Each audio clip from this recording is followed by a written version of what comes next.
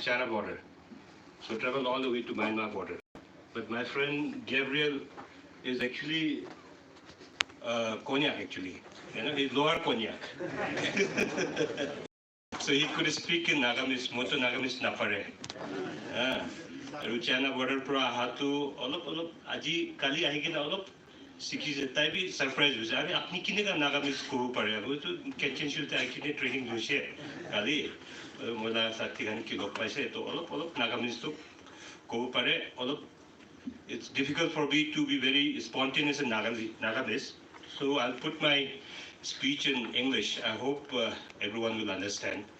And Hindi, like you said, we in Arunachal speak Hindi, so I think it will be difficult for you to understand and follow Hindi. But I would say one thing. Last night also we were discussing, no matter what, no matter how much you would not want to speak Hindi, but it's always better to learn another language. It always helps you, because at the end of the day you have to visit Delhi, for all practical purpose, for your studies and for everything, and you have to go to the mainland. So I would like to give a very sincere advice. It's always better if you try to understand and try to speak Hindi as well. And it's always a pride to keep your own language alive and try to understand your language, try to speak your own language, make your children understand and learn your own language, because the language is the root of your culture. Once you forget your language, you get disconnected with your roots and the culture, and that's very important. And mostly, since I'm here for a Students' Union Golden Jubilee, I'll not speak all this, stuff here, but I'd like to concentrate more on the students and how the Students' Union should be. And first of all, while I, congratulate you for attaining Golden Jubilee. It's a long journey you have traveled, to attain this Golden Jubilee, because half a century is not a joke. It's two generations actually, One generation is 25 years. So Golden Jubilee is two generations. So you have traveled two generations to come to this day of Golden Jubilee celebration. So I'd like to thank the Jubilee chairman, my younger brother Arunachal, and the team who had come all the way to Itanagar to invite us for this Golden Jubilee celebration. So since I have never traveled this far and I've never been to this part of Nagaland, so I thought it's a great opportunity for me to come and be with you people and be part of this Golden Jubilee celebration and try to understand the culture, people. It's always better to, kind of get into different place and understand it, because someone has rightly said, 100 book read, gives you less knowledge than 100 miles you travel. So when you travel and you learn a lot, you understand the culture firsthand. You understand, the place, which gets really embedded in your memory. It's very hard to go. If you read a book, maybe after a week or so, you might just forget what you have read. So it's a very beautiful experience for me, traveling all the way, like my colleague has said, it was like peeling an onion, one layer after another, and it's like unwrapping a gift box. And finally you find a diamond inside, for me, I would say. Because in the morning I traveled all the way, walked and went to your former minister's house for a breakfast. It was such a beautiful experience, watching the villages right there, in their own natural habitat, in their own culture, living culture, and visiting the morums and seeing all the villages on the ranges. It's so beautiful, because it's so untouched. It should be like that. And while we embrace the modernity, we should always be rooted to the culture, and we should always try to take it parallelly. Because for the run of the modernity, we tend to forget our own roots and culture. So for the students, I would like to say that since you're a students' union, you have achieved 50 years of this union. So the prime duty, and the prime responsibility of the union should be, welfare of the students.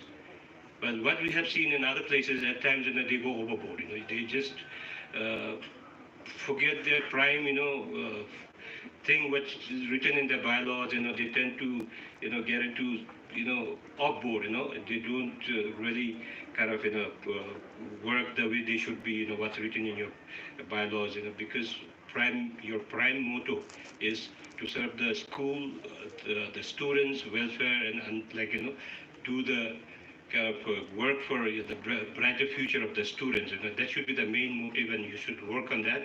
And I think your this place So it's maybe you're doing a great work, so people are also supporting you. And I see the theme of your union is reminiscence and inspiring the future.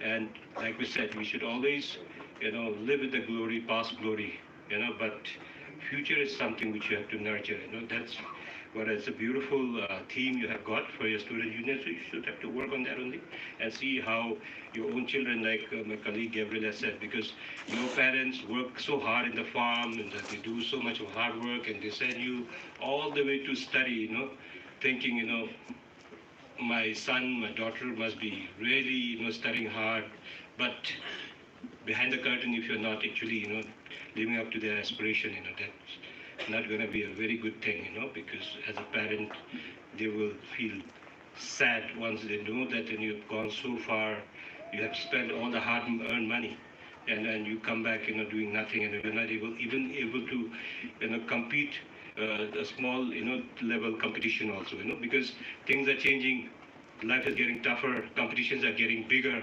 so you need to prepare yourself. And as a student union, you need to have a lot of counseling, with your, as they pass by, you are like, right from your kindergarten to your secondary to higher secondary, and that's the time when you really need good counseling at the matriculation time. So the student union should involve in all this, and I believe since this village is very far, I think one of the remotest part of Nagaland, I believe, this village. Despite the fact that I see, that a lot of, you know, uh, beautiful things happening and a lot of students are in the, this thing, your union. I'm very hopeful that the student union will do a great job ahead, and keep the pride alive of the student union and keep working for the welfare of the students. And with these few words, I'll not take much time because as a last speaker, what happens, I always say, when you get chance to speak last, you get nothing to speak because your former speakers, they speak everything. I think Gabriel has stolen my speech last night, so I'm left nothing to speak now. So I'll stop my uh, words here with once again, I'd like to congratulate the Students' Union for achieving the Golden Jubilee, and with a hope that you will keep doing good work for the students' community and for the society as well. And I'll once again thank the chairman and the entire committee and the Students' Union for putting up such a beautiful show and the celebration of the Golden Jubilee here in Kinshinshu. And it's always a pleasure, for us being here with you all, being with the people, visiting places, villages, seeing the culture. And it's totally a different experience for me because I come from a different place altogether. And for my colleague, our place, and even my constituency, my district is very remote. From Itanagar, that's my capital town, it takes 2 days to reach. So it was not a tough journey for me because we kept traveling like that, in bad roads, uphill, traveling for two days, In one day, if you want to make it in one day, it's very tiresome, You have to travel for good 15, 14 hours of journey. So we stop over, then, the next day we travel to my constituency and I was sharing my experience because when I first got elected, I used to campaign on foot. But now things have changed a little bit. Most of the places have roads, so I'm putting on a lot of fat, Otherwise, I used to be very slim and, very fit. Now fitness has gone down the drain because traveling by road and all.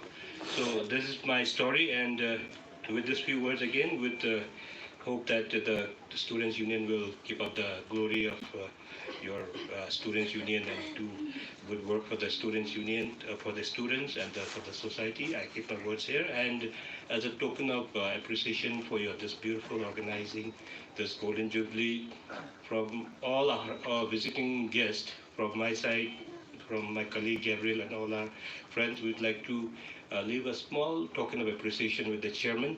I would request Auni to please come and receive it.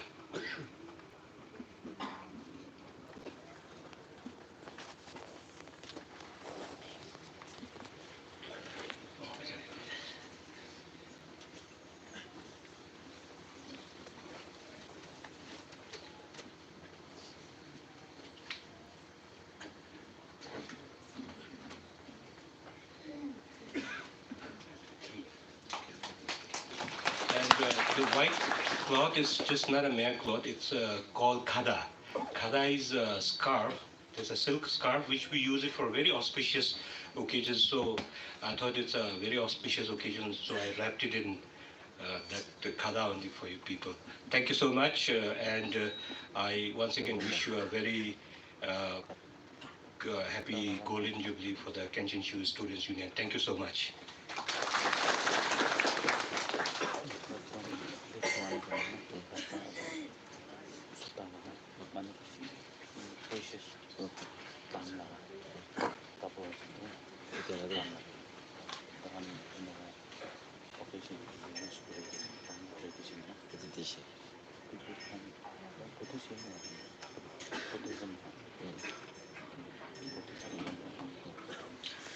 Being far away from the district headquarters, many children and people of my village, they hardly get to encounter this many delegates and guests. And I think this is the first time in the history of Kenjinsu village that so many elected members are camping in our village. We are really honored, sir. And in spite of the long and tiring journey, as well as very inadequate arrangement, you have remained steadfast in your commitment to come and grace the occasion. Thank you once again, sir, and thank you for your valuable advice that you have given. Thank you so much. And also, we look forward to having you join us again in the future.